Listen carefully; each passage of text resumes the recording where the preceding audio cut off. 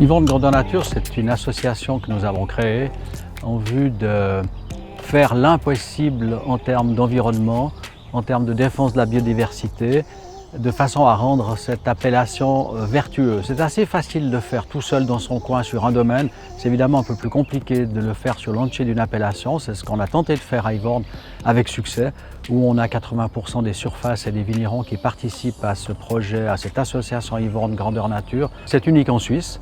À ma connaissance, nous sommes la seule appellation à avoir mis en place un tel projet qui concerne plus de 150 hectares à Yvonne. C'est donc unique sur ce plan-là. Et puis à travers les 8 chapitres de notre cahier des charges qui concernent le sol, l'environnement, les traitements, l'eau, on démontre qu'on peut travailler la vigne en 2025 beaucoup mieux qu'on le faisait il y a 20 ou 30 ans. Ça passe par bien sûr l'absence de produits phytosanitaires, ça touche les pesticides, les acaricides, les herbicides qui sont quasiment totalement exclus de tout notre programme.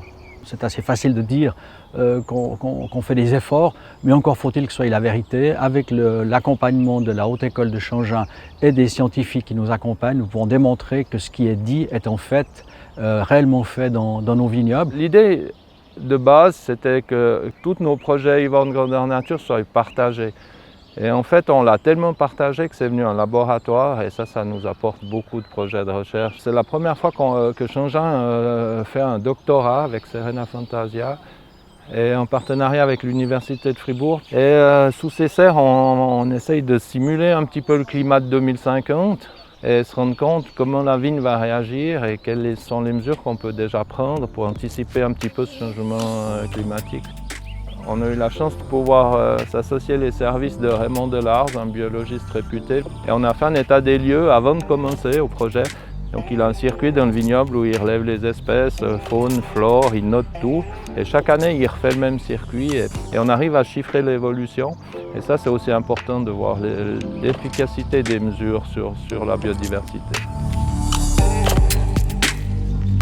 La journée de la biodiversité vise à démontrer, à travers un circuit facile à parcourir pour nos visiteurs, tout ce qu'on fait en faveur de l'environnement à Yvonne dans le cadre de ce projet. Ces relais de la biodiversité servent d'abri, dans le fond, et de relais à la biodiversité qu'il y a à Yvonne naturellement, mais que nous allons intensifier grâce à ces biotopes. Et c'est assez spectaculaire d'aller les visiter, de voir les tas de pierres qui sont dans le fond des hibernaculums pour les reptiles, pour les lézards verts, etc. De voir que les arbres que nous avons plantés servent de refuge à certains papillons, à certains oiseaux qui étaient en très petit nombre sur le territoire suisse et qu'on voit réapparaître à Yvonne. Donc on peut mesurer très facilement l'utilité de tous ces efforts que nous faisons en faveur de la biodiversité.